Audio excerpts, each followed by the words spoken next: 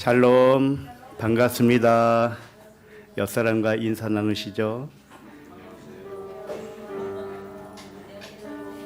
비가 오는데도 이렇게 오시느냐고 수고 많으셨습니다. 기도하겠습니다. 하나님 아버지, 술 취하지 않게 하시고 오직 성령의 충만함을 주시겠다고 약속하신 그 은혜를 감사합니다. 모든 일이 하나님의 일이건만 깨닫지 못하여 사람의 일로 생각하는 것을 술 취함이라 하셨으니 세상을 보이는 대로 알지 않게 하시고 보이지 않는 천국으로 살게 하시니 감사합니다. 이 시간에도 눈과 귀를 열어주시고 성령의 충만함을 주시옵소서. 감사드리며 그리스도 이름으로 기도합니다. 아멘.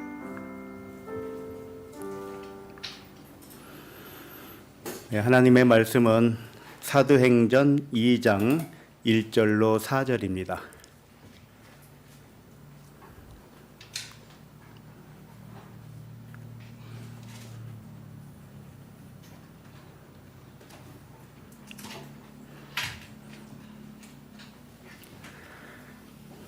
사도행전 2장 1절로 4절 시작. 오순절 날이 이미 이름에 그들이 다 같이 한 곳에 모였더니 호련히 하늘로부터 급하고 강한 바람 같은 소리가 있어 그들이 앉은 온 집에 가득하여 마치 불의 혀처럼 갈라지는 것들이 그들에게 보여 각 사람 위에 하나씩 임하여 있더니 그들이 다 성령의 충만함을 받고 성령이 말하게 하심을 따라 다른 언어들로 말하기를 시작하니라. 아멘. 사도행전 7번째 말씀, 제목은 성령 충만입니다. 오늘 말씀은 성령 충만이 무엇인지 알려주는 말씀입니다. 성령 충만은 전부터 익숙한 구호와 같이 친숙합니다. 그러나 성령 충만이 어떤 상태를 말하는지 옛날부터 의견이 여러 가지였습니다. 진리는 여러 가지가 될 수 없습니다. 진리는 하나이지 둘 이상이 될 수가 없어요. 그래서 하나님의 말씀을 오해하는 것 중에 하나가 성령 충만이라는 것입니다. 방언하는 것을 성령 충만이라 할까요? 아니면 여러 가지 은사를 성령 충만의 결과로 봅니까? 아니면 무엇입니까? 성령 충만이? 성령 충만을 한마디로 말하면 사랑 충만입니다. 사랑은 어디에서 나왔을까요? 진리를 깨달은 데에서 나오는 것입니다. 그러나 진리를 깨달았다 하면서 사랑이 없으면 진리를 깨달은 게 아닙니다. 그냥 이론만 알 것뿐이에요. 사랑은 무엇이냐? 허다한 죄를 덮는 거라고 그랬잖아요. 사랑은 눈먼 사랑이어야 되는 거예요. 현실로 안 보는 것이 사랑입니다. 아셨죠? 그러니까 사랑은 다 안 보는 겁니다. 안 봐. 너희들이 본다 하니 죄가 그대로 있느니라. 그러니까 사랑은 뭐예요? 안 보는 거죠. 안 봐야 덮을 수 있는 겁니다. 이게 성령 충만입니다. 결론부터 말씀드린 거예요. 오늘 말씀을 통해서 좀 더 자세하게 성령 충만이 무엇인지를 찾아보시기 바랍니다. 지난주 말씀은 가룟 유다의 직무를 이어받을 사도 한 명을 제비 뽑았습니다. 요셉과 마띠아 중에서 제비 뽑힌 자는 마띠아였지요. 겉으로 나타난 이 이야기도 어떤 의미로 진리를 전달하려고 했는지 지난주 말씀을 들어보신 분은 잘 아시리라 믿습니다. 아무튼 스토리상으로 볼 때 마띠아를 뽑아서 12 사도의 수에 들어온 것입니다. 11사도에서 12사도로 채워짐과 동시에 무슨 일이 일어났는가? 오순절이 임했다 그런 겁니다. 자, 이 의미는 12로 채워지는 것이 곧 오순절이라는 뜻입니다. 자, 오순절 이걸 잠깐 소개하면 열은 온전한 말씀을 뜻하지요. 그래서 십계명이라고도 합니다. 성경 말씀 전체를 열로 요약할 수가 있는 겁니다. 그래서 그걸 십계명으로 나타난 것이죠. 그런데 열을 둘로 나누면 5과 5이 생기지요. 한쪽 5과 한쪽 5이 하나가 되는 것이 무엇이냐? 오순절. 십계명 중에 하나님의 계명 5, 이웃 계명 5이 하나로 깨달은 것을 12 아들이라고 하고요. 12 사도라고도 하는 것입니다. 이걸 다르게 설명하면 오순절날 성령 충만함을 받았다. 이렇게 표현할 수가 있는 것이죠. 자신이 우리 각자가 12이라는 아들이 되고 사도가 되면 오순절을 맞이한 것입니다. 오순절이 무엇이냐? 깨달은 5말씀. 아셨죠? 오순절이라고 하는 것은 50에서 나왔어요. 근데 50은 또 어디서 나왔냐? 5에서 나왔어요. 그러니 5, 50, 500, 5000 이게 다 같은 말씀입니다. 그래서 십계명, 10계명을 하나님 사랑 5과 이웃사랑 5이 하나였다는 것을 깨달은 것이 오순절날 성령 충만 받은 거예요. 그러므로 오늘 말씀은 창조 7날 중에서 5째 날에 속합니다. 5째 날에 무엇을 창조했을까요? 창세기 첫 장에 나오죠. 5째 날 창조한 것을 보시면 바다의 생물들 그리고 공중의 새를 창조했습니다. 그리고 5째 날에는요, 번성하라 또는 충만하라 이런 단어가 나오는데 딱 5번 나옵니다. 5째 날이니까 충만이 5번 나와요. 4째 날까지는 번성하라, 충만하라 이런 단어가 없습니다. 그 이유는 영적인 의미를 가르쳐주기 위함이지요. 5째 날은 요단강을 건너가는 날인데 1세대는 죽고 2세대로만 요단강을 건너서 가나안 땅에 들어갈 수 있는 때를 의미합니다. 그래서 영적으로 거듭남, 다시 태어남, 그때부터 충만할 수가 있고 번성할 수가 있다. 그런 의미로 5째 날부터 번성하라는 단어가 등장하는 거예요. 이렇게 번성하는 것, 충만하는 것, 이걸 성령 충만이라고 하는 것입니다. 영적 의식으로만 충만한 상태, 그것을 성령 충만이라고 하는 거예요. 육에 속한 생각은 이제 완전히 사라지고 보는 것, 듣는 것, 말하는 것이 전부 진리로만 할 수 있는 상태, 이것이 5째 날.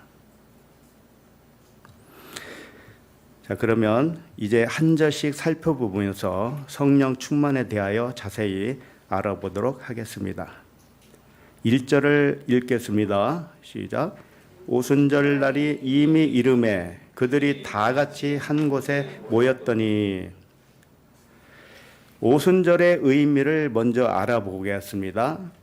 이스라엘의 그 3대 절기가 있는데 뭐죠? 유월절, 오순절, 초막절, 이렇게 3대 절기로 나누면 이렇게 세 가지가 되겠습니다. 유월절은 무엇을 의미하느냐? 어린 양이 죽은 것이죠. 이걸 다르게 표현하면 물 세례를 의미하는 거예요. 물 세례의 의미와 같다. 그 다음에 다섯째 날 성령 충만, 오순절 날은 어디에 속하느냐? 성령 세례에 속한다. 아셨죠? 육신의 의식으로 장자의 죽음을 물세례라고 합니다. 그것을 어린 양의 죽음으로 죽음을 넘어간 사건을 유월절이라 하는 것입니다. 장자의 죽음이 있어야 넘어가는 겁니다. 사망이 없는 겁니다. 그 다음 오순절은 성령 세례를 의미하지요. 유월절 안식일부터 50일째 되는 날이 오순절입니다. 광야 40을 지나고 그 다음에 열흘 후 그러면 50이 되죠. 50일째 날을 오순절이라고 하는 겁니다. 오순절은 숫자 50이나 다섯에서 나왔어요. 그래서 오순절은 깨달은 다섯 말씀을 가졌다, 그런 의미입니다. 깨달은 다섯 말씀을 가졌으면 그것을 성령 충만이라 한다. 오순절을 또 다른 별명이 있습니다. 오순절은요, 별명이 3개나 있어요. 하나는 칠칠절이라고 합니다.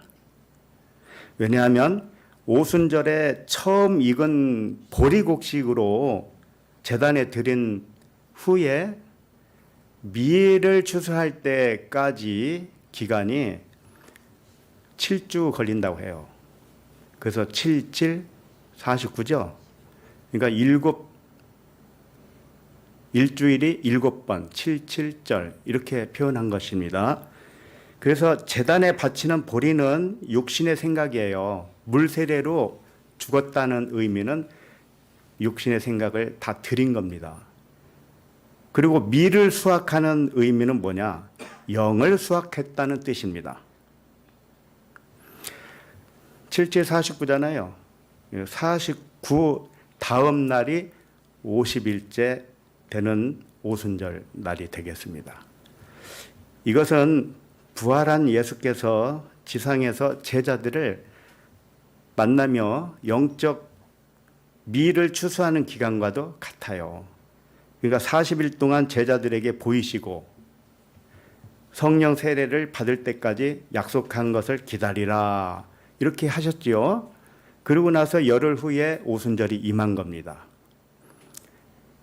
그래서 제자들이 이 약속을 기다리는 기간이 10일로 되는 것이죠. 그리고 오순절 날은 50일째 되는 날에 임했던 것입니다.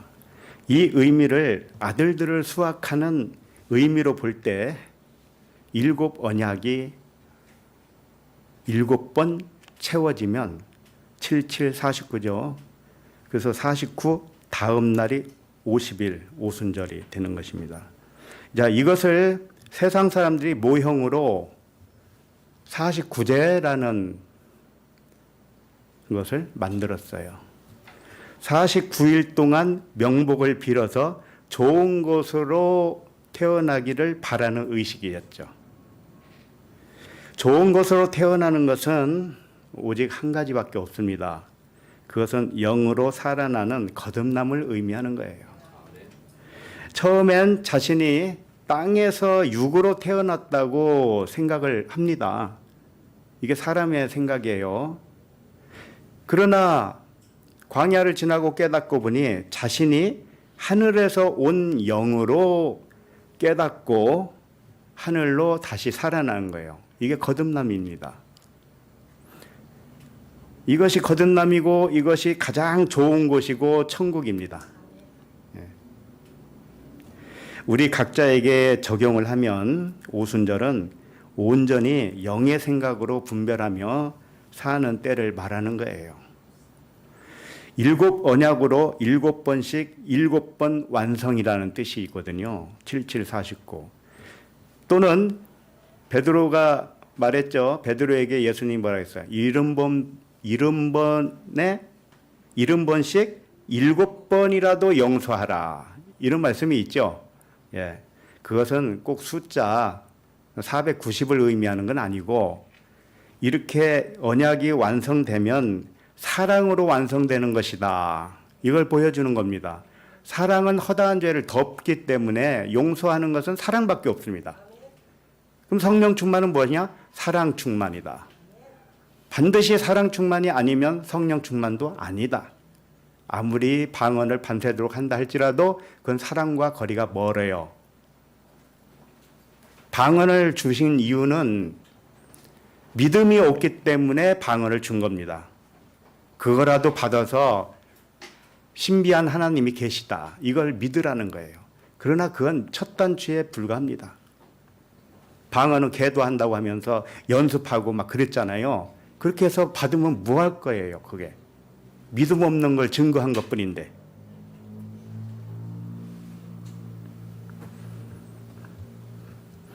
그 다음 오순절을 뭐라고 하느냐? 맥추절이라고도 합니다. 그리고 초실절이라고도 해요. 왜 그러냐면 처음 수확한 밀을 가지고 떡을 만들어서 제사를 드린다 해서 이걸 맥추절이라고 했어요. 그리고 첫 수확물로 드린다 해서 초실절이라고 한 것입니다. 오순절의 다른 이름은 뭐예요? 칠칠절, 맥추절, 초실절. 이런 거 기억하지 않아도 괜찮습니다. 왜 그럴까요? 여기는 시험 보는 일이 없기 때문에. 자, 1절을 다시 한번 보세요. 오순절 날이 이미 이름에 그들이 다 같이 한 곳에 모였더니 그랬습니다. 오순절 날이 임했다는 것은 영으로 충만한 날이 되었다. 그런 것이고요. 사랑으로 충만한 날이 되었다. 이런 뜻입니다. 그 다음에 이미 이름에 그랬죠. 이게 쉼플레로라는 단어예요. 이걸 직역을 하면 함께 가득 채웠다. 이런 뜻입니다. 시는 함께 하나라는 뜻입니다. 그래서 이런 단어를 쓰는 거예요. 이미 이르렀다. 함께 했다. 이런 뜻이죠. 함께 가득 채웠다. 어떤 목표점에 함께 완성이 되었다. 다다랐다. 이런 겁니다. 자, 그러면 왜 함께라는 단어를 썼을까요? 영적인 상태가 점점 완전하게 드러나는 것은 나의 영과 아버지의 성령이 함께 했다라는 거예요. 함께, 하나라는 뜻입니다. 나는 아버지께 요청하고 아버지는 나를 깨우는 것을 한 것입니다. 그러니까 함께 뭐예요? 동역을 한 거지요. 그래서 하나님의 동역자라고 하는 겁니다.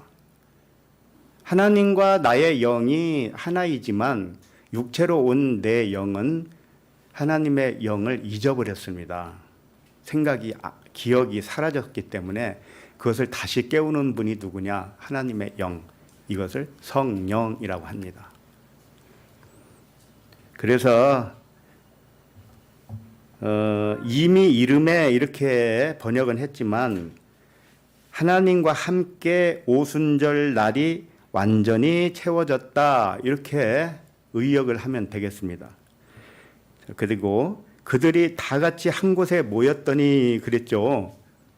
자, 모인 곳이 어디일까요? 이미 1장에서 우리가 살펴본 바가 있습니다. 다락방이잖아요.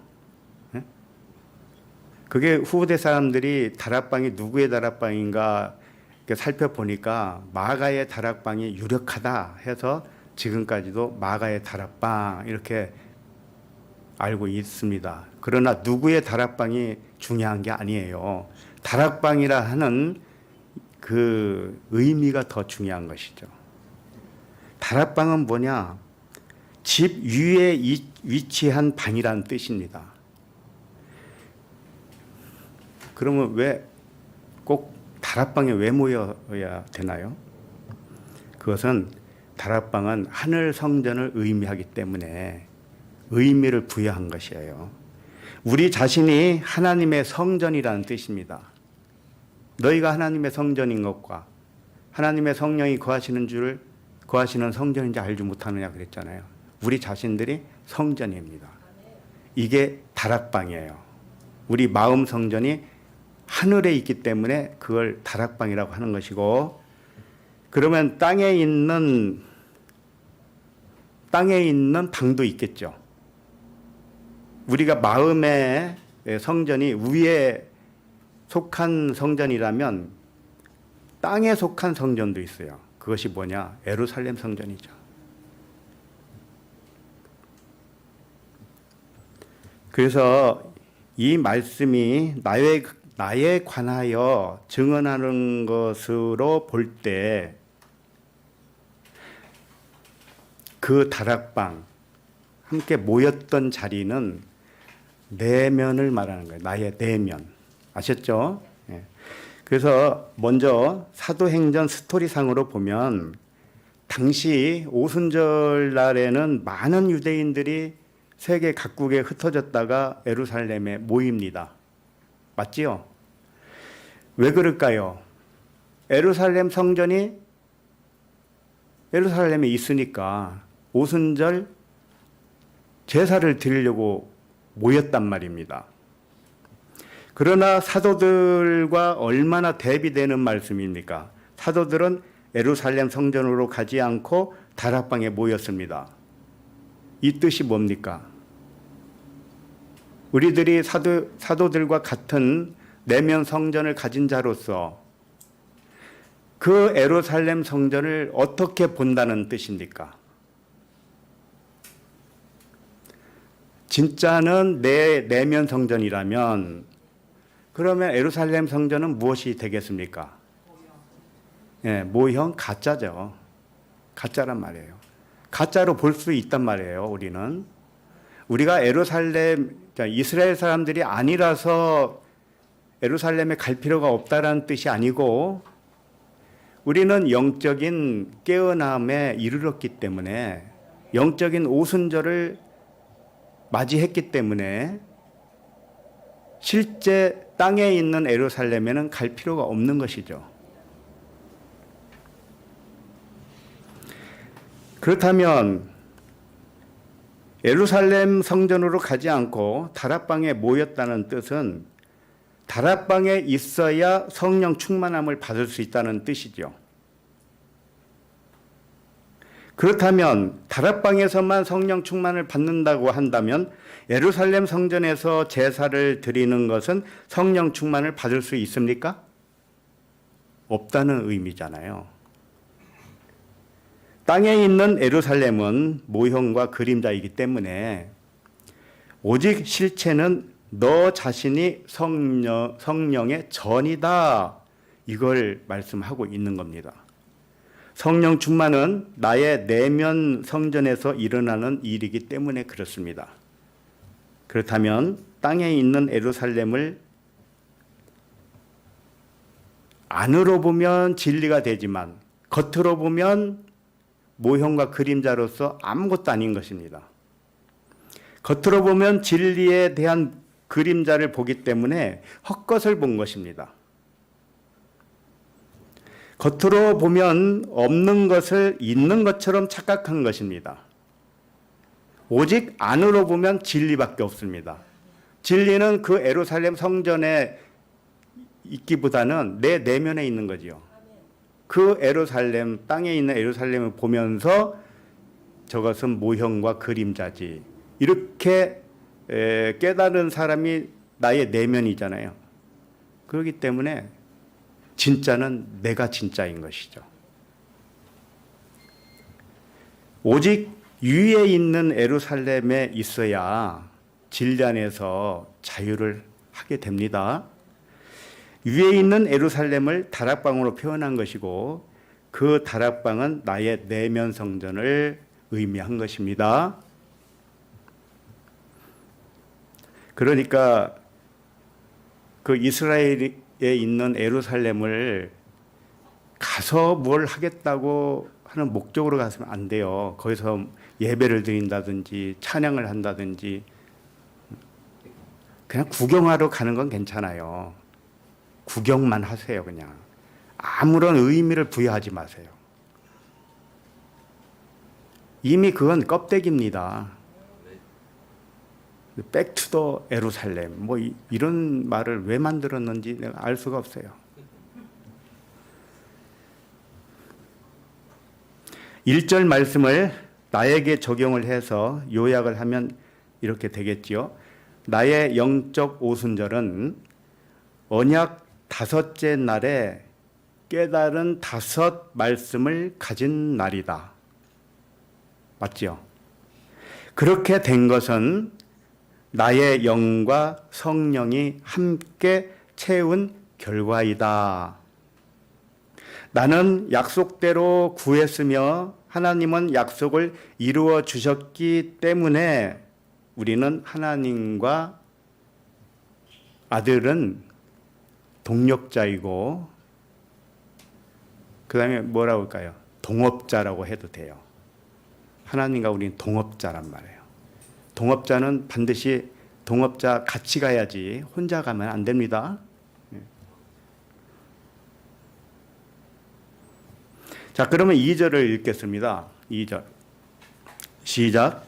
호련히 하늘로부터 급하고 강한 바람 같은 소리가 있어 그들이 앉은 온 집에 가득하여. 먼저 말씀을 드리지만 이 말씀을 딱 읽으면 상상을 하게 될 것이에요. 하늘로부터 급하고 강한 바람 같은 소리가 있는데 온 집에 가득했다. 막 상상을 하지요.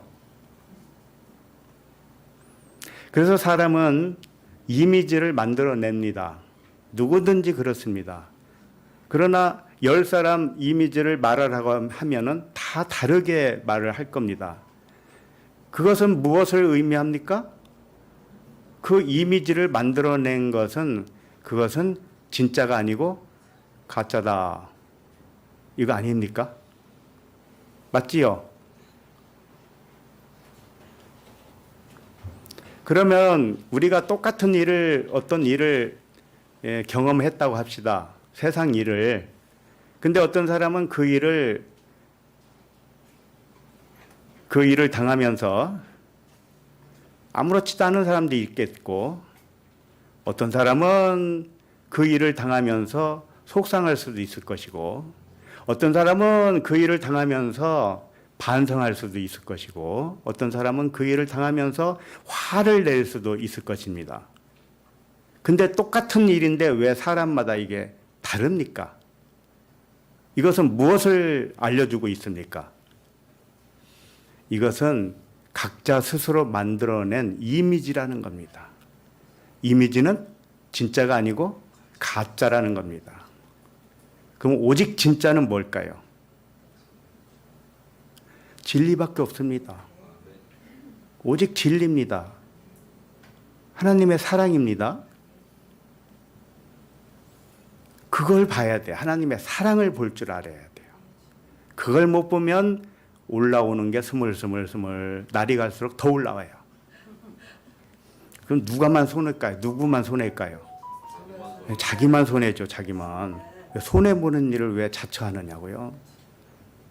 참 재밌어요. 사람은. 저쪽으로 가면은 언덕으로 절벽으로 빠지니까 그쪽으로 가면 안 돼. 절벽으로 떨어지면 안 되잖아. 그런데도 그로 가요. 그게 사람이라니까요. 왜? 눈먼 장님이기 때문에 그래요. 양들이 딱 그렇잖아요. 1m밖에 못 본다는 거예요. 양들이. 그래서 앞에서 한 놈이 가면은 다 쫓아가다가 한 놈이 절벽으로 떨어지면 다 떨어진다는 거예요. 그게 양이래요. 그래서 우리를 양이라고 한 겁니다. 우리는 앞을 볼 줄 몰라요. 그래서 누구에게만 맡겨요? 성령께만, 아버지께만. 네. 이게 좋은 일이든지 나쁜 일이든지 이 판단은 누가 하고 있느냐? 내가 하고 있다니까요. 내가. 그럼 내가 하고 있는 것은 그건 가짜입니다. 이건 전부 마찬가지입니다. 무엇을 하든지 마찬가지예요. 하나님은 사랑이셔요. 성령 충만이 뭐냐? 이 사랑으로 본다는 겁니다.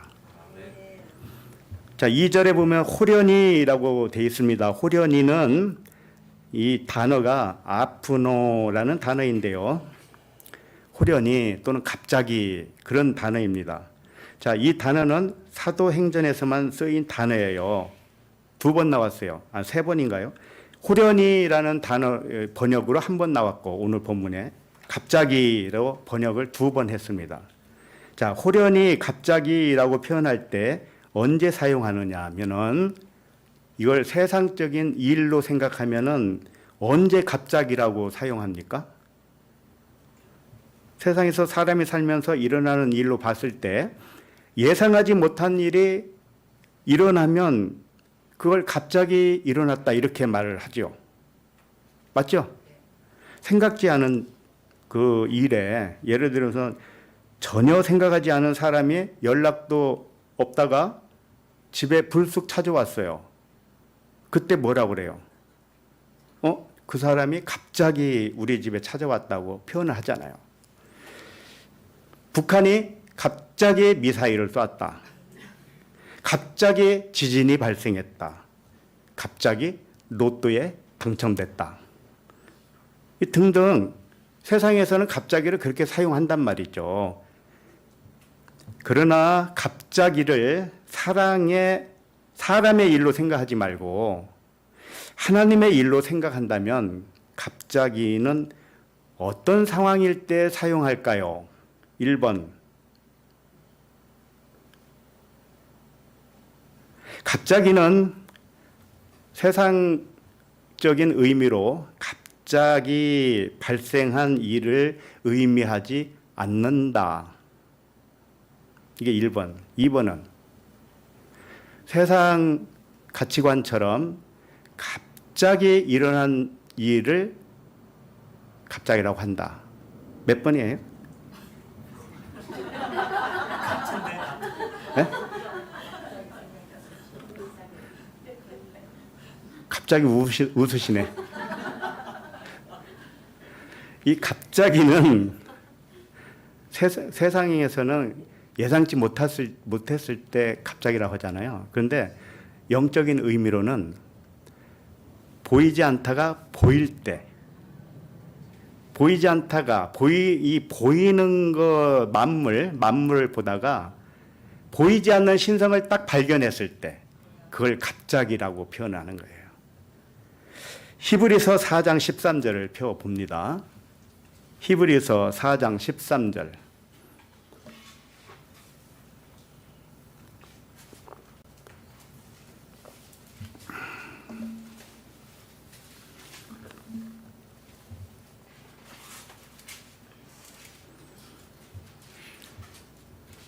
자, 읽어봅니다. 시작. 지으신 것이 하나도 그 앞에 나타나지 않음이 없고 우리의 결산을 받으실 이의 눈앞에 만물이 벌거벗은 것 같이 드러나느니라.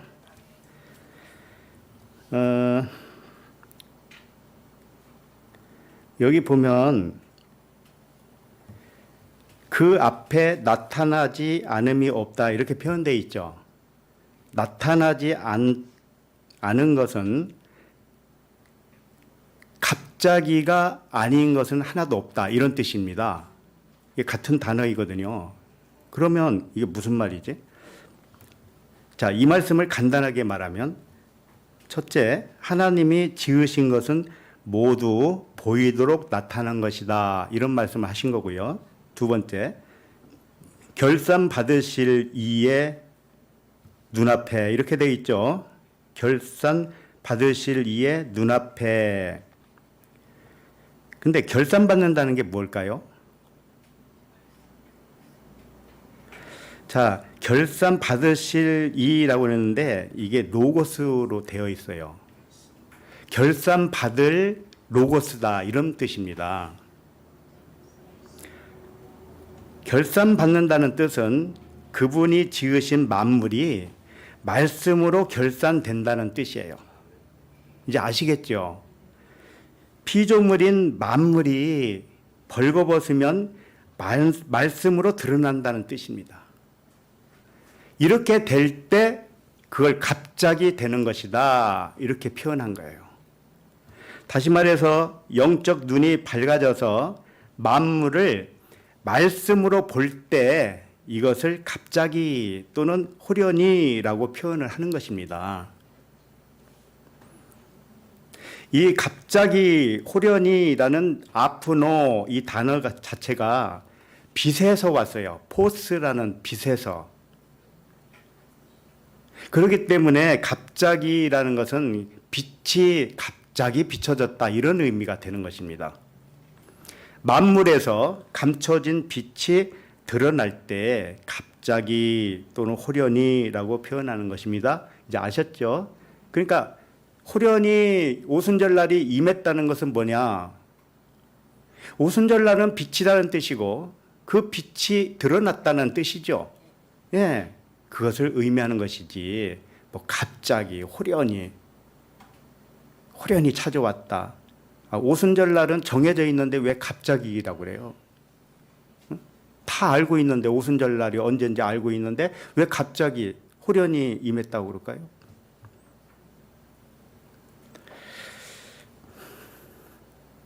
그게 아니죠.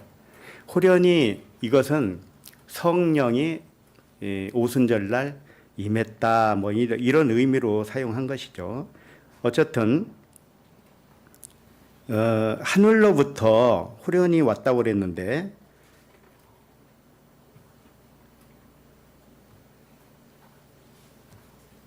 영적 눈이 밝아져서 만물을 말씀으로 볼 때를 의미하는 것이다. 자, 그렇게 보고 계십니까? 자, 만물은 보이는 것 모든 물질 세계를 의미해요. 유형의 세계. 그러면 사람의 육체도 마찬가지입니다. 예? 강아지도 마찬가지예요. 우리가 보고 있는 무엇이든지 전부 만물에 속합니다. 그럼 우리가 안고 있는 의자도 그 만물에 속할 것이고 우리가 보고 있는 만지고 있는 펜이나 책이나 모든 것이 전부 만물이죠.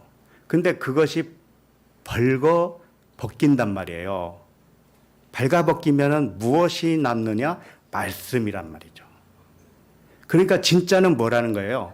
말씀. 사람이 이 옷이 진짜가 아니고 옷 속에 있는 몸이 진짜잖아요. 예? 그와 같은 의미로 생각을 해보세요. 이 만물을 겉으로 보면 가짜를 보는 겁니다. 의자에 앉으셨잖아요. 이 의자가 사람이 부여한 의미의 의자죠. 그럼 그 의자는 어디서 나왔습니까? 말씀으로 만들어졌잖아요. 말씀으로 지음받지 않은 것은 하나도 없으니까요. 그럼 결국은 의자도 말씀이에요.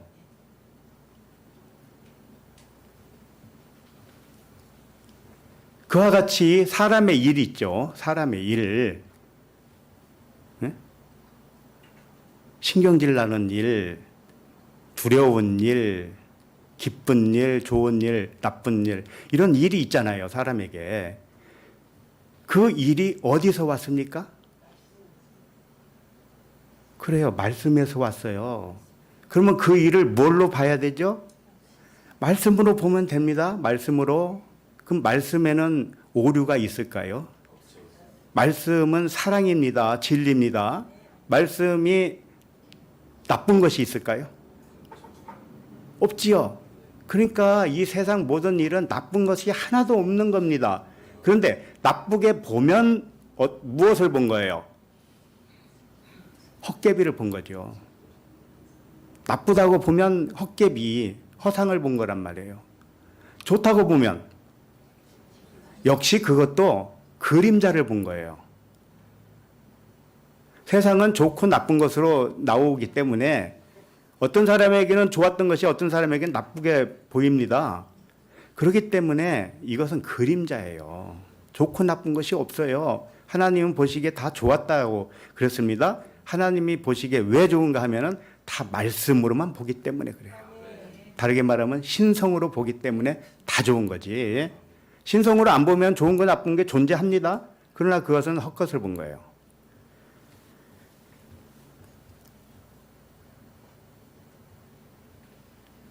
영적 눈이 밝아져서 만물을 말씀으로 볼 때 이게 오순절 성령 충만인데 그와 같이 영적 눈이 밝아져서 깨달아진 영적 상태를 5가지로 표현을 한 겁니다. 몇 절에서요? 2절이 그거예요. 오순절의 의미를 5가지 단어로 부각시킨 거예요. 5째 날의 일은 나의 영적 상태가 어떠한지를 5가지로 표현했으니까 잘 들어보시기 바랍니다. 나의 영적 상태와 맞아 떨어지는지를 보세요. 자, 2절 다시 봅니다. 하늘로부터 그랬죠. 이게 첫 번째예요. 그 다음에 급하고 이게 2번째, 강한 3번째, 바람 4번째, 소리 5번째입니다. 이게 깨달은 5마디 말씀이에요. 자, 그러면 첫 번째 하늘로부터 이거 돼 있죠. 하늘로부터 에크뚜 우라논 하늘로부터 왔다 이겁니다. 이게 무슨 뜻이냐? 만물이 하늘로부터 온 말씀으로 창조되었다는 뜻입니다. 그래서 만물을 말씀으로만 본다 이런 뜻입니다. 이렇게 깨달은 것이 5째 날 오순절 날에 이르렀다는 뜻인데 그 중에 딱 한 가지입니다. 지금 4가지가 더 있습니다. 첫 번째 가장 중요한 것이 뭐예요? 만물이 하늘로부터 온 말씀으로 지음을 받았다. 이게 굉장히 중요합니다. 이게 안 되면은 나머지는 다 빵이에요. 아셨죠? 그러면 내가 앉아있는 책상, 의자 이게 다 뭘로 봐야 돼요? 말씀. 그 말씀으로 안 보면은 뭘 본 거예요? 헛것을 본 거예요. 이제 잘 아시네요. 자, 그러면 이 2번째가 뭘까요? 급하다 그랬죠. 급하고 이게 페로라는 단어인데요. 급하다고 표현한 것은 여기밖에 없어요. 이게 급하다는 표현을 할 수가 없는 단어입니다. 무슨 단어냐? 가져왔다 이런 뜻입니다. 가져왔다 또는 도달했다 또는 열매를 맺었다 이런 의미예요. 요한복음 15장 5절을 제가 읽어드립니다. 나는 포도나무여 너희는 가지라. 그가 내 안에 내가 그 안에 거하면 사람이 열매를 많이 맺나니 나를 떠나서는 너희가 아무것도 할 수 없음이라. 그래서 열매를 많이 맺나니 이게 페로예요. 급하고라는 단어와 똑같은 단어라니까요. 페로. 열매를 맺었다라는 뜻입니다. 근데 열매를 어떻게 맺었느냐? 포도나무와 가지를 들어서 설명을 하고 있잖아요. 나는 포도나무에 너희는 가지다. 그런데 내가 그 안에, 그가 내 안에 이렇게 서로 하나라는 뜻입니다. 포도나무와 포도나무 가지는 하나라는 거예요. 네? 그런 뜻을 말씀을 하는 거예요. 그러니까 그걸 알아야 열매를 맺는다 이런 것입니다. 그러니까 오순절날은 어떻게 깨달은 것이냐? 다 하나로 깨달았다는 뜻이죠. 하나로 깨달아서 내가 영으로서 열매를 맺은 것이죠. 오순절은 수확의 의미가 있잖아요. 나의 영을 수확한 거니까 그 열매가 나의 영이란 말이에요. 영. 그 말씀을 급하다 이렇게 표현한 거죠. 생뚱맞게요. 그러므로 급하다로 표현된 단어는 5째 날 내가 그리스도 안에, 그리스도가 내 안에, 아버지가 내 안에, 내가 아버지 안에 이렇게 서로 하나가 되어서 열매로 맺게 되었다는 뜻입니다. 됐죠? 이게 2번째입니다. 자, 그 다음에 강한 그랬죠? 강한 이 비아이오스라는 단어인데요. 예, 강하다. 폭력에 의한 힘이다. 이렇게 되어 있는데요. 이것은 무엇을 상징하느냐면 저항할 수 없는 하나님의 능력을 나타내는 말이에요. 강하다라는 뜻은, 자, 하나님의 능력이 약하면 자신이 세운 뜻을 이루기 어려울 것입니다. 하나님의 능력은 제한이 없지요. 그러나 그분은 철저하게 아무렇게나 그 능력을 발휘하는 게 아닙니다. 어떻게 하느냐? 철저하게 언약에 근거하여 일을 하십니다. 아들을 밖으로 보낸 아버지는 탕자의 아버지 아시죠? 탕자를 세상에 보냈잖아요. 탕자가 우리들이었습니다. 영이 육체로 오면 탕자예요. 그런데 아버지는 그 탕자가 반드시 돌아오도록 모든 조치를 해놓으셨어요. 그 조치를 안 해놓고 그 조치를 따라서 다시 탕자가 집으로 돌아오게 못한다면 하나님의 능력은 제한적이죠. 그러나 하나님의 능력은 제한이 없어요. 반드시 이루어야 합니다. 그래서 아버지께 모든 것을 맡길 수 있는 것입니다. 아버지께 모든 걸 맡겨야지, 그래야 탕자가 돌아온 탕자가 되죠. 못 맡기고 내 힘으로 바둥대면 아직 돼지 쥐염 열매를 먹고 있는 상태란 말이에요. 그러니까 아버지께 맡기지 않으면 불안하고 초조로 평안을 깨게 됩니다. 자, 그럼 세 번째까지 했습니다. 그 다음에 네 번째가 뭐예요? 바람이죠. 이 바람을 푸노에라는 단어입니다. 푸노에는 호흡이라는 뜻이에요. 호흡인데 이게 푸뉴마에서 온 단어이기 때문에 영적 호흡을 말하는 거예요. 그러니까 바람 같다라고 했지만 이것은 영적 호흡, 하나님이 주시는 생명의 호흡, 그것을 충만하게 한다는 의미예요. 사도행전 17장 25절에 보면 잠깐 찾아볼까요? 사도행전 17장 25절.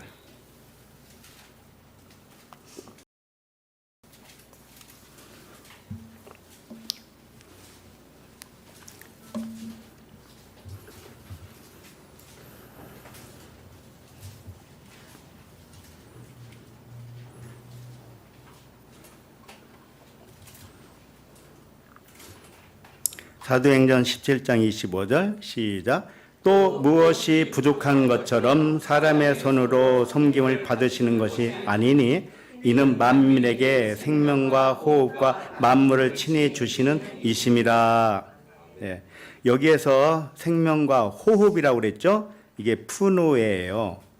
아까 뭐라고 그랬어요? 바람이라고 표현했잖아요. 근데 이게 호흡이란 말이죠. 하나님은 만민에게 생명과 영적 호흡과 만물을 친히 주시는 이심입니다. 그러므로 모든 사람과 모든 만물을 볼 때 무엇으로 봐야 하겠습니까? 하나님의 생명과 호흡으로 보시기 바랍니다. 만물을 하나님의 신성으로 보시기 바랍니다. 이게 오순절날의 영적 상태입니다. 자, 그 다음에 다섯 번째, 소리죠, 소리. 소리가 있어 그랬잖아요. 이게 에코스라는 단어입니다. 소리. 나팔 소리 할 때 쓰는 그 소리를 의미해요. 그럼 소리는 왜 소리라고 했느냐? 말씀이라고 하든지 음성이라고 하든지 그렇게 안 하고 왜 소리라고 했느냐? 의미가 있기 때문에 그렇습니다. 소리는요, 물질이 떨릴 때 나는 소리입니다. 물질이 떨리면 소리가 반드시 나오게 되어 있습니다. 기타줄을 튕기든지 바이올린을 연주하든지 그러면은 뭔가 떨리죠. 건반을 치든지 다 떨립니다. 그 떨리는 소리가 음향이죠. 이것이 무엇을 의미하느냐? 이것은 만물이 떨릴 때 나오는 소리를 의미하는 겁니다. 만물이 떨리다니 이게 무슨 소리지? 만물이 뭔지 내가 깨닫잖아요. 그럼 만물은 흔들린 겁니다. 떨린 거예요. 내가 보는 만물은 떨려서 거기서 뭐가 나온 거예요? 소리가 나왔습니다. 소리. 소리는 무슨 소리예요? 진리죠. 진리. 신성이다. 그래서 만물 위에 신성을 드러내는 소리라는 뜻입니다. 모든 악기가 다 그와 같아요. 물질이 떨리기 때문에 나는 소리로 우리는 듣는 것입니다. 이것은 비유였습니다. 무엇을 알려주려고? 이 모든 만물이 깨닫고 나면 진리고 신성이고 하나님의 사랑이고 그것을 알려주고 있다라는 겁니다. 세상 일을 우리가 당하잖아요. 그 세상 일도 마찬가지입니다. 그 일이 하나님의 일로 깨달아지면 사람의 일로 하지 말고 하나님의 일로 생각하면 하나님의 일은 사랑밖에 없고 진리밖에 없잖아요. 예? 그렇게 보면 다 평안이잖아요. 그런데 원통해서 못 살겠다.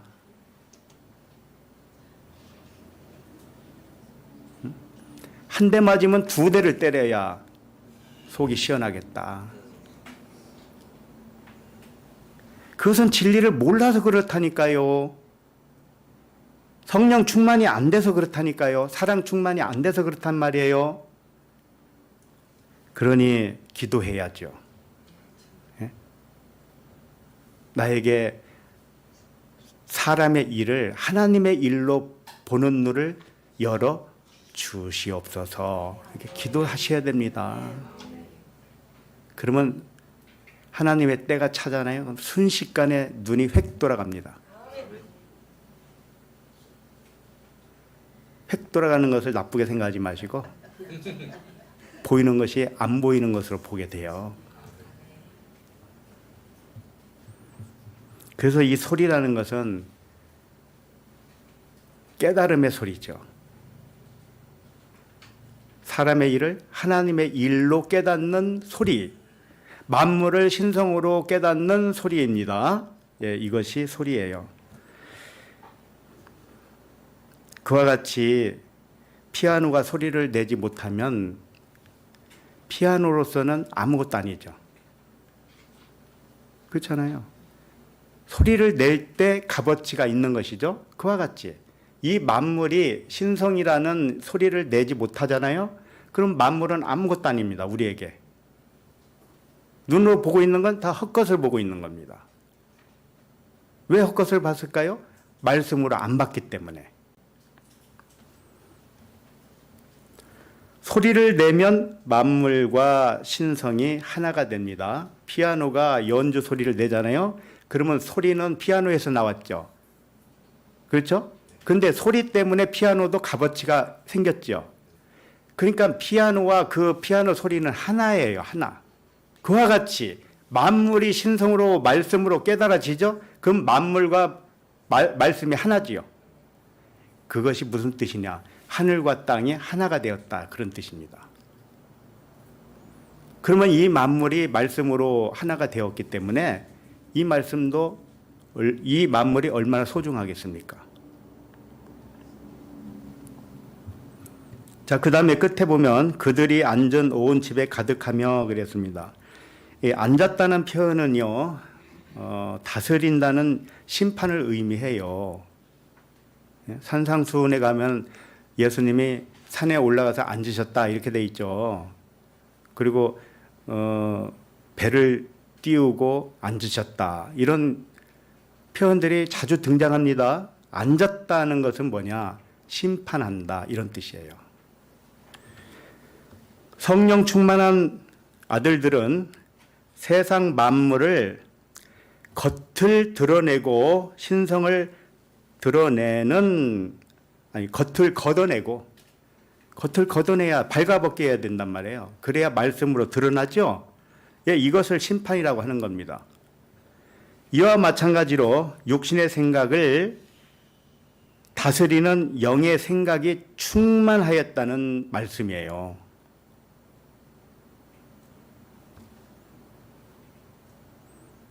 잘 따라오는지 모르겠네. 맹숭맹숭 해가지고. 아니 만물이 뭘 걷어내면 또 뭐 발가벗기면 말씀이 보여. 참 철학 같은 말을 하고 있네. 그러겠지요. 아, 사람이 일인데 어떻게 하나님의 일로 봐, 그걸. 내가 손해봤으면 손해본 것이지. 내가 이익봤으면 이익을 봤지. 어찌 하나님의 일로 보라는 거요?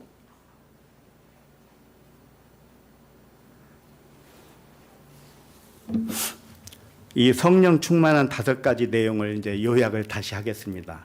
왜? 자꾸 까먹으니까. 첫 번째는 만물이 하늘의 말씀으로 창조되었기 때문에 만물을 말씀으로만 본다. 이게 첫 번째입니다. 두 번째, 내가 그리스도라는 열매가 되었다. 이게 두 번째. 세 번째는 언약대로 반드시 이루어 주시는 하나님의 능력으로 된다. 네 번째, 하나님은 만민에게 생명과 영적 호흡을 주시기 때문에 만물을 신성으로만 본다. 다섯 번째, 나팔 소리를 듣는 것처럼 만물이 진동하며 들려주는 소리는 진리의 복음의 소리였다.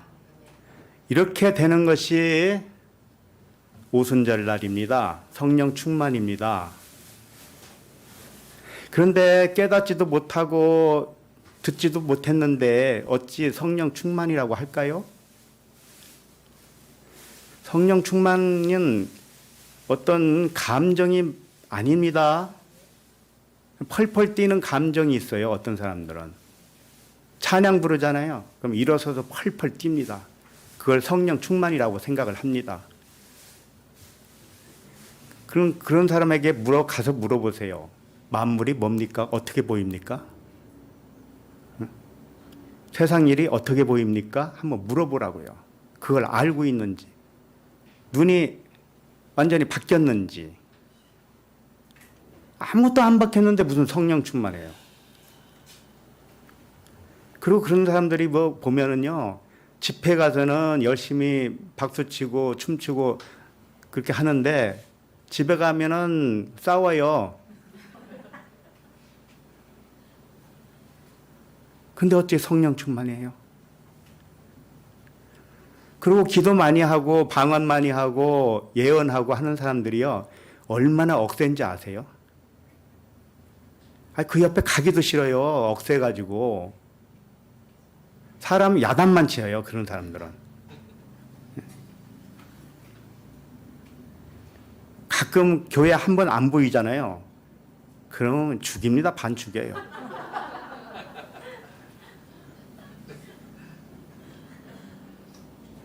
우리는 자유스럽지 않습니까? 나오든 안 나오든. 그렇다고 해서 가만히 있는 줄 아세요? 속으로 기도하지. 아버지, 어쩐 일이 없나이까? 왜 그분이 안 보이시나이까?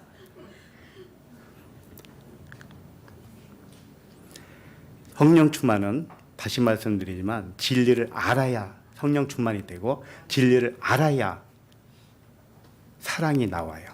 그게 진짜 사랑이에요.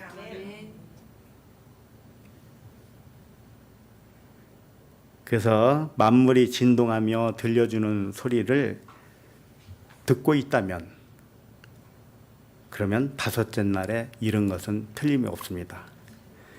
자, 그러면 3절 자, 읽겠습니다. 시작.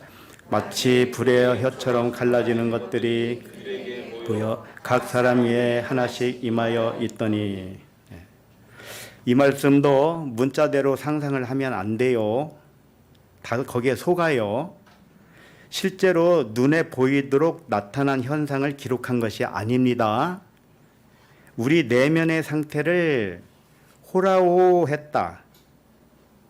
여기 보면 마치 불의 혀처럼 갈라지는 것들이 그들에게 보였다 이렇게 돼 있죠. 이 보인 것이 호라호예요. 의미로 봤다 이런 뜻이에요. 내 내면 세계에서 진리로 깨달았다, 진리로 봤다 이런 뜻입니다. 무슨 뭐 불의 혀같이 갈라지고 각 사람에게 임하고 이걸 상상을 동원하면 다 헛것을 본 겁니다. 이 성경을 기록한 사람은 성령에 의하여 기록한 거예요. 1.1획도 영적인 글자가 아닌 것은 하나도 없습니다. 불의 혀같이 갈라져서 내려온들 뭐 어쩌다는 거예요, 그게. 그 신비한 것만 생각해, 사람은. 실제로 눈에 보이도록 나타나는 현상을 기록한 것이 아니고 우리 내면의 상태를 호라오했다, 깨달아서 보았다, 이런 뜻입니다. 마치 불의 혀같이 갈라지는 것들이 그들에게 보여 호라오해서 진리로 깨달은 마음으로 보았다. 불은 뭘 의미하느냐? 항상 영을 의미하죠. 불은 태우는 거잖아요. 태운다는 의미죠, 불은. 그러나 영은 육을 태우잖아요. 만물을 태우죠. 태운다는 뜻은 뭐냐? 만물을 벗겨서 말씀으로 본다, 이런 뜻입니다. 혀는 뭐냐? 글로사라고 돼 있어요. 글로사는 방언을 의미하여 방언. 뜻을 모르는 사람의 말이 방언입니다. 그 사람의 말이 있잖아요. 육체의 생각으로 하는 말, 이게 다 방언이라니까요. 방언인데 여기서는 혀가 갈라지는 불이라는 그런 묘사를 했습니다. 그러니까 방언은 방언인데 두 가지로 갈라져서 나온다. 다시 말해서 만물을 보면서 보이는 대로 말하던 혀가, 이게 글로사예요. 방언. 보이는 대로만 말하는 거예요. 그 혀가 이제 겉과 속을 분리하여 말하게 되었다, 이런 뜻입니다. 만물을 겉과 속으로 말할 수 있었다. 만물을 신성으로도 말할 수 있었다. 그런 말씀이에요. 다시 세상 일을 겉과 속으로 분리하여 말할 수 있었다, 이겁니다. 혀가 갈라졌다는 것은 이 두 부분으로 되었다, 그런 뜻입니다. 세상 일을 겉으로 보면 환난이지만 속으로 보면 하나님의 사랑이다, 이렇게 공의로 판단할 수 있었다, 그런 말씀입니다. 우리는 다섯째 날에 이르는 자라면 이렇게 할 줄 알아야 됩니다.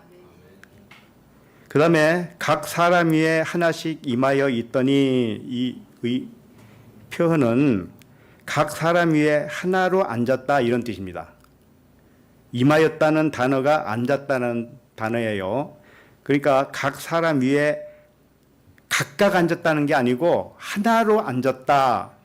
진리 하나로, 그러니까 사람은 여럿이라 할지라도 진리 하나로 다스리고 있다, 이런 뜻입니다. 그래서 영은 똑같은 진리를 가지고 있는 것입니다. 그래서 영은 다 하나예요. 각각이지만 하나입니다. 그것을 여기서 함축적으로 말씀하고 있어요. 그래서 우리 각 사람은 각각이지만 영은 하나예요. 다 이렇게 붙어 있단 말이에요. 세포가 하나하나지만 다 연결돼서 이 몸이라는 전체를 구성하듯이 우리는 그렇게 구성되어지고 있는 겁니다. 자, 그 상태로는 항상 진리, 똑같은 진리를 가진 자입니다. 그래서 깨어난 영들은 같은 말만 하게 되어 있어요. 같은 진리를 말하게 되어 있습니다. 표현 방식은 물론 다를 수는 있지만 하나를 말을 하고 있는 것이죠. 그래서 모든 것을 말씀으로 계산한다는 뜻이에요. 말씀으로만 계산한다. 예. 성령 충만하십니까? 그렇다면 보이는 만물을 신성으로 깨달아 보고 있어야 합니다. 세상의 모든 일을 하나님의 일로 보아야 맞는 것입니다. 다섯째 날 되는 것도 쉽지 않지요.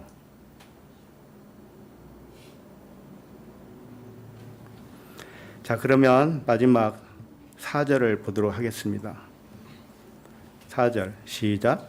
그들이 다 성령의 충만함을 받고 성령이 말하게 하심을 따라 다른 언어들로 말하기를 시작하니라. 성령 충만함 받은 결과가 뭐냐면 다른 언어, 이게 다른 언어라겠지만 이 글로사거든요. 다른 방언, 다시 말해서 새 방언으로 말을 하게 되었다. 이겁니다. 말이 바뀌지 않으면 성령 충만이라고 할 수가 없어요.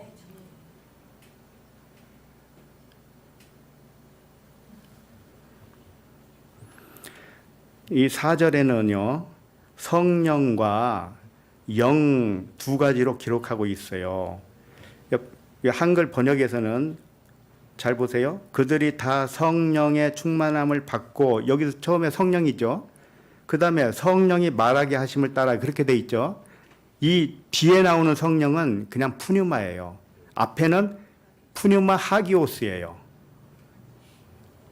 그러니까 앞에 있는 성령은 깨닫게 해주는 영이고 뒤에 있는 성령은 성령이 아니고 그냥 영입니다. 이 영은 나를 말하는 거예요. 나의 영. 앞에 나오는 성령의 충만함은 하나님의 영이 나를 깨닫게 해줬다는 뜻이고 뒤에 나오는 영은 내가 깨닫고 내 영으로 말한다는 뜻이에요.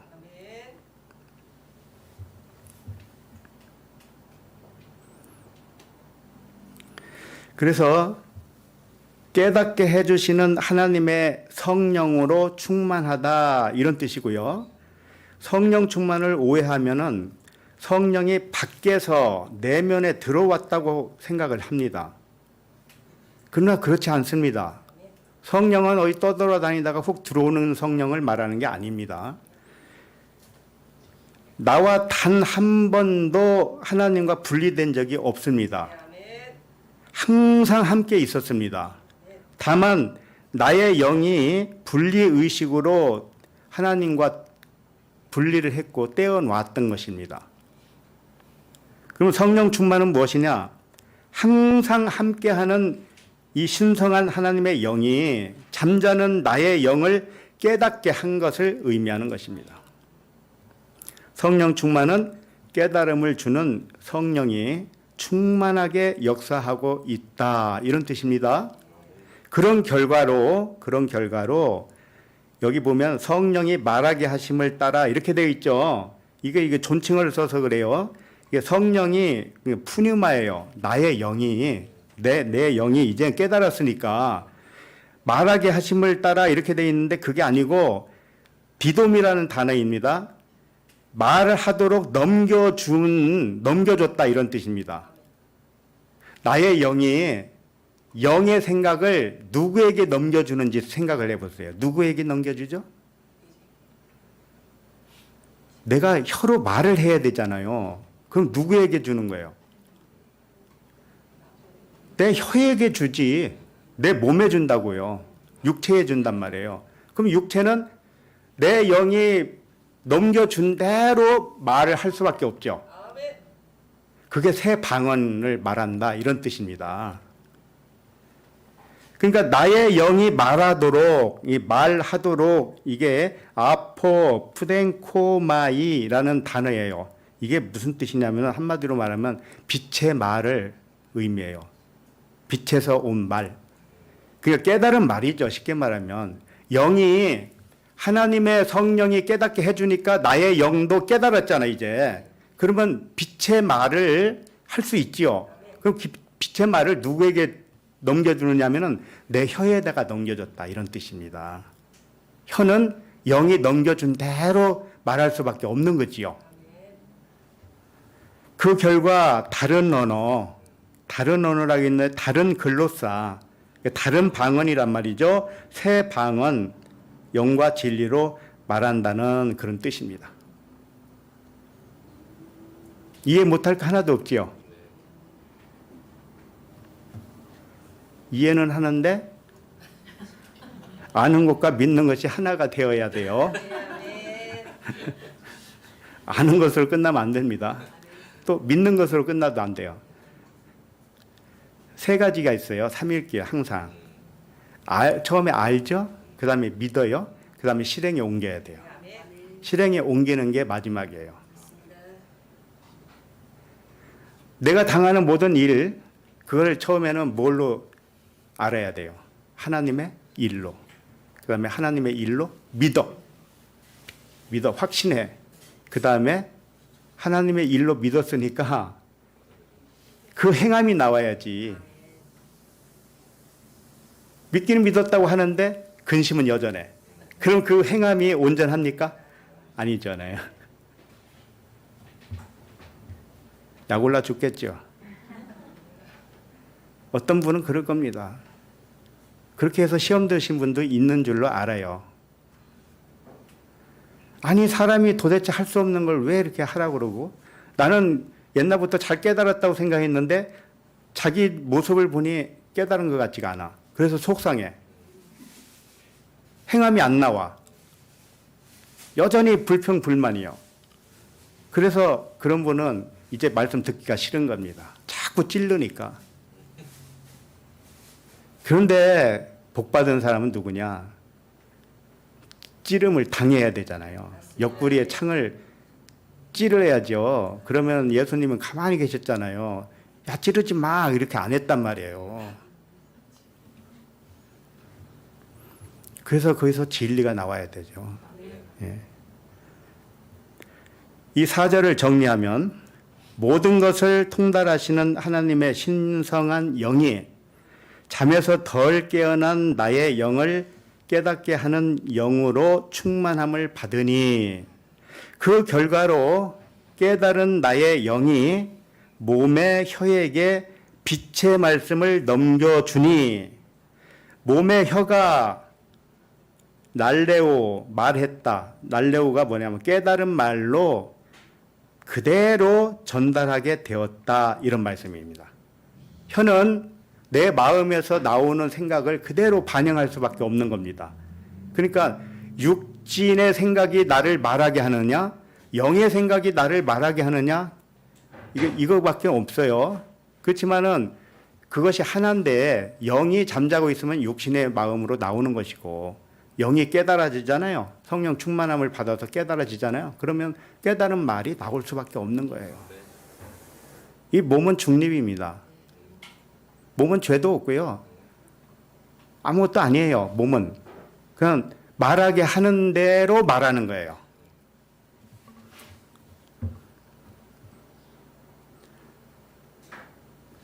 깨달은 5 말씀을 소유하게 되셨다면 우리의 생각이 영의 생각으로 전환되어야 맞지요. 그래서 다른 언어를 사용해야 되는 것이 맞습니다. 예를 하나 들어봅니다. 이미 다 말씀드렸지만 이 보이는 강대상이 무엇입니까? 이 강대상을 무엇이라고 생각합니까? 이것을 강대상으로 보고 있으면 헛것을 보고 있는 것입니다. 이 나무로 만든 강대상의 본질은 뭘까요? 일단 이 강대상이 나무로 만들었잖아요. 그럼 나무는 어디에서 자란 거예요? 산에서 자랐죠.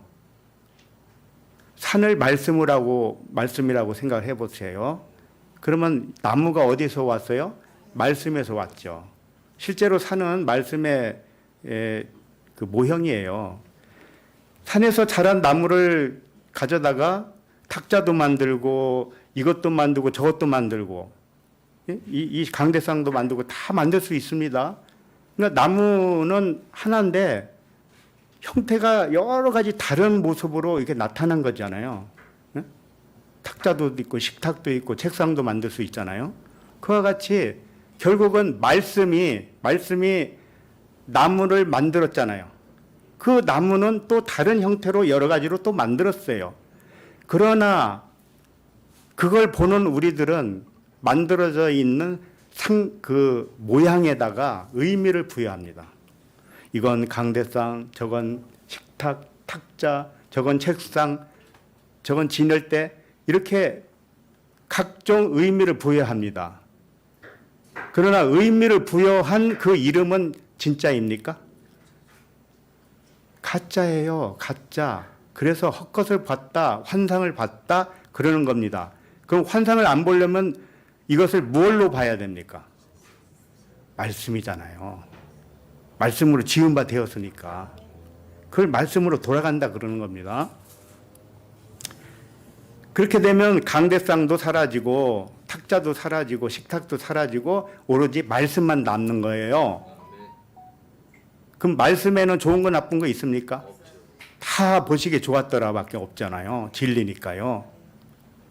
그런데 사람의 눈으로 보는 것은 좋은 것도 있고 나쁜 것도 있고 훌륭한 것도 있고 덜 훌륭한 것도 있고 아름다운 것도 있고 아름답지 않고 추한 것도 있고 이렇게 보이는 대로 의미를 부여합니다. 그러나 그것은 잘 본 겁니까? 절대로 잘못 본 겁니다. 환상을 본 겁니다. 뭘로 봐야 환상을 안 본 겁니까? 말씀, 하나님의 영, 하나님의 신성을 생각을 할 줄 알면 제대로 본 거죠. 세상 일을 대하는 우리의 의식도 마찬가지로 변해야 하는 겁니다. 세상 일에서 분노가 일어났습니까? 분노나 슬픔이나 두려움이나 미움이나 속상함이 어디서 왔어요? 그 근원을 자세히 살펴보면 세상에서 온 육신의 마음입니다. 육신의 마음 속에는 분노, 슬픔, 두려움, 미움 이런 것들이 이미 웅크리고 있습니다. 마음 상태가요. 근데 그걸 격발시키는 일이 생기잖아요. 그러면 때로는 분노로, 때로는 미움으로, 시기 질투로, 속상함으로 이렇게 나옵니다. 왜? 사람의 육신의 생각은 다 그걸로 되어 있기 때문에. 다만 거기다가 이렇게 촉진제가 안 들어가면 가만히 있습니다.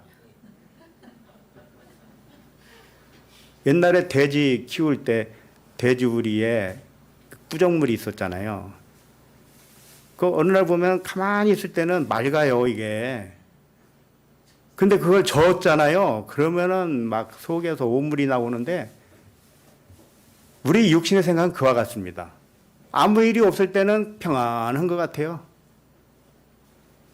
저 사람 보니 법 없이도 살 수 있겠네 이런다니까요.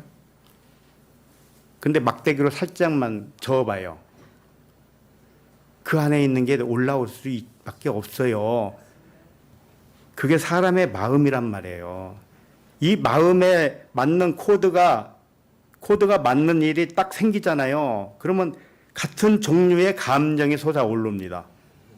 슬픔이란 감정이 이미 웅크리고 있었는데 슬픈 일이라 생각되어지는 일이 나에게 왔죠. 그러면 슬픔으로 폭발하는 겁니다. 그러나 육신의 마음 기준이 사라지면 어떨까요? 육신의 판단은 사라지고 평안한 상태만 유지될 수 있습니다. 어떻게 해야 할까요? 이 강대상을 말씀으로 보는 것 같이 세상 일을 말씀으로 보시면 됩니다. 간단합니다. 말씀은 하나님이고 하나님은 사랑이시고 하나님은 영이시고 진리입니다. 하나님은 생명이시고 평안이십니다. 그렇다면 나에게 일어난 모든 일을 사람의 일에서 하나님의 일로 바꿔서 생각해 보시기 바랍니다. 이것을 매일매일 연습하듯이 해 보셔야 돼요. 겉으로 보이는 대로는 아무 의미가 없다고 생각하셔야 됩니다. 겉으로 보는 것은 아무 의미 없어요. 아무것도 아니에요. 그 안으로 보는 것만 진짜입니다. 말씀만 진짜예요. 겉으로 보이는 이 의미는 사람이 만들어 놓은, 사람이 부여한 의미이기 때문에 그래요. 그것은 각자가 의미를 다르게 볼 수도 있기 때문에 이건 환상에 지나지 않습니다. 그러나 진짜는 진리 하나밖에 없죠. 말씀 하나밖에 없습니다. 오직 하나님이 만든 의미는 하나님 자신 외에는 아무것도 없어요. 그러므로 모든 일을 겉으로는 아무것도 아닌 환상으로 보시기 바랍니다. 안으로는 하나님의 생명과 평안이라고 믿으시기 바랍니다. 그렇게 해야 생명과 평안을 누리게 되기 때문에 그렇습니다. 하나님은 좋은 것을 주시기 원하십니다. 기도하겠습니다. 하나님 아버지, 우리에게 성령의 충만함으로 함께 하심을 감사합니다. 성령의 충만은 일시적인 충동적 감정이 아니라 만물을 발가벗겨서 말씀으로만 인식하는 영과 진리의 충만인 줄로 알게 하시니 감사합니다. 성령의 충만은 세상의 모든 일을 사람의 일로 생각하지 아니하고 좋은 일이든 나쁜 일이든 모두 하나님의 일로 생각하여서 천국의 삶을 사는 의식인 줄로 알게 하심을 감사합니다. 우리 도부 에클레시아 가족 모두에게 이와 같은 성령의 충만함을 주시옵소서. 사랑의 충만함을 주시옵소서. 감사드리며 그리스도 이름으로 기도합니다. 아멘.